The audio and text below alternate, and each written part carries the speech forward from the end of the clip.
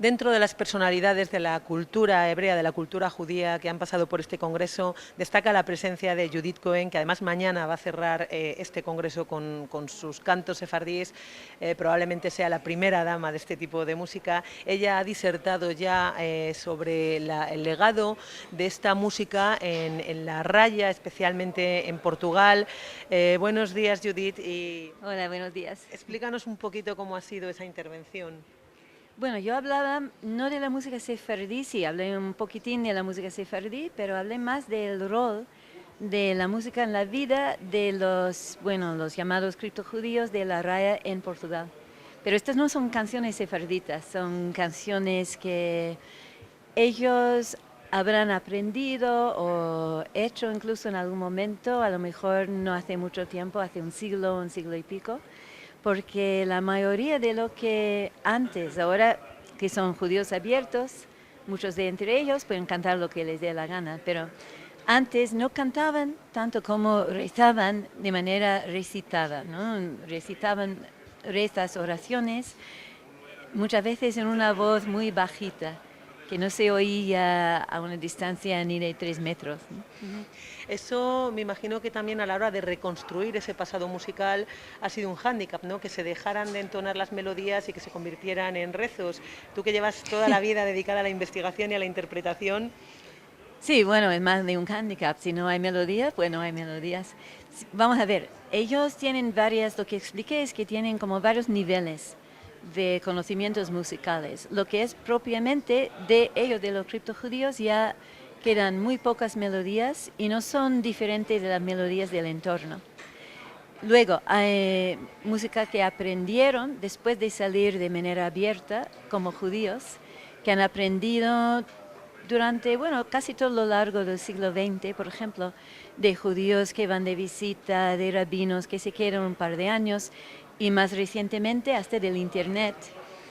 Y luego, claro, hay la música que no es propiamente criptojudía, sino que es música compartida por toda la gente de la región, del entorno. ¿Qué es lo que pervive en la música tradicional ahora mismo de Portugal o de España, sobre todo en esta zona de la raya? ¿Qué matices sefardíes perviven o eso es muy difícil de determinar? Yo diría que, bueno, no se sabe, sencillamente no se sabe porque uno no puede saber en este momento si alguna canción, si dicha canción tenía una raíz de música de los musulmanes, de los judíos, de la iglesia, porque muchas veces una música oficial, por ejemplo, un canto llano, un himno de la iglesia, acaba siendo cantada de manera laica, con otras palabras, Claro, porque era por una la melodía gente. conocida también. Entonces es imposible casi saber, porque la música sefardí que la gente conoce no es de antes de la expulsión, no es de España de antes. Hay letras que sí, hay romances, hay cantares de boda, que la letra es la misma letra, o casi. Pero ¿qué pasa? Que con los siglos, seguramente la primera generación, tal vez la segunda generación de los expulsados, seguía cantando lo que cantaban antes. Pero no era una música, porque los judíos venían de todos lados de España. Entonces, si un judío o una judía salía desde Barcelona, no quiere decir necesariamente que cantara en catalán. Podía ser de otro lado, ¿no? Entonces salieron con las músicas al plural que tenían y poco a poco estas músicas iban cambiando. Entonces es muy difícil porque alguien dice, no, esto me suena sefardí, pero ¿qué quiere decir? Sefardí de Grecia de 1880, sefardí de Esmirna de 1870, sefardí del norte de Marruecos de 1920, del protectorado español. ¿Qué quiere decir? Es que hay mucha música sefardí, no hay una sola música sefardí y es de varias épocas.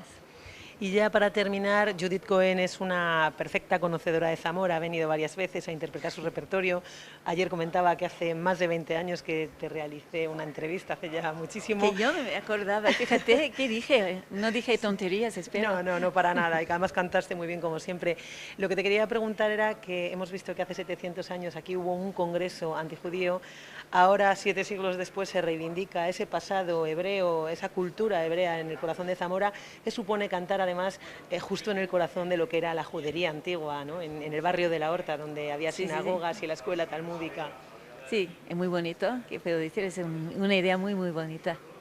emoción, por lo menos, ¿no? Sí, sí, claro, que cuando cambia una cosa negativa para una cosa positiva, siempre es de celebrar, ¿no?